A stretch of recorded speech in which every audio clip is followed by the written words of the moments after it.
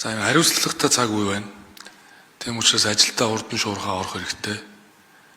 За миний хувьд бол аливаа ажлыг гардаж авсан бол бас хурдтай шуурхаа ажиллаж ажлынхаа ард гаргахыг төлөө байдаг хүн.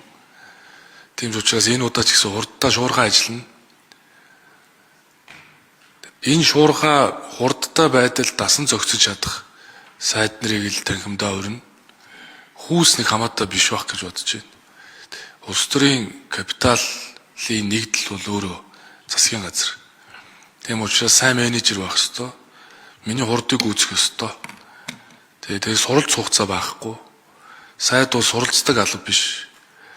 Маргааш нөгөөдөргөө 3 дахаас одоо ингээд засгийн газрын 8 цагийн хурал явагдах ёстой. Тэгээ тэрнээс энэ нэг тийм хүн бэлтгээд байдаг ажил биш учраас одоо өмнө нь сайдаар ажиллаж байсан, их хурлын гишүүн байсан, бас нэг ачаа үүрж чаддаг. Нэг цог золбоотой нэг хэдэн хүн л урмаар байна. Тэгээ одоо мэдээж засгийн газар хурдтай ажиллахыг л би одоо шаардна. Хурд хэрэгтэй шүү одоо. Тэгээс цаг хугацаа бидийг хүлээхгүй байна. Тэгээ бид бол сөрөг хүчнтэйгээ өрсөлдөд байх юм байхгүй. Бидэнд нэг л том айдас ирж байна. Олон улсын байдал.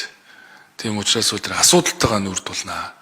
Асуудалтайгаа нүүр тулна. Өнгөрсөн хугацаанд бол бид нэр маш олон сорилт бэрхшээлийг туулаад гарч ирсэн. Одоо ч гэсэн бид нар туулж чадна.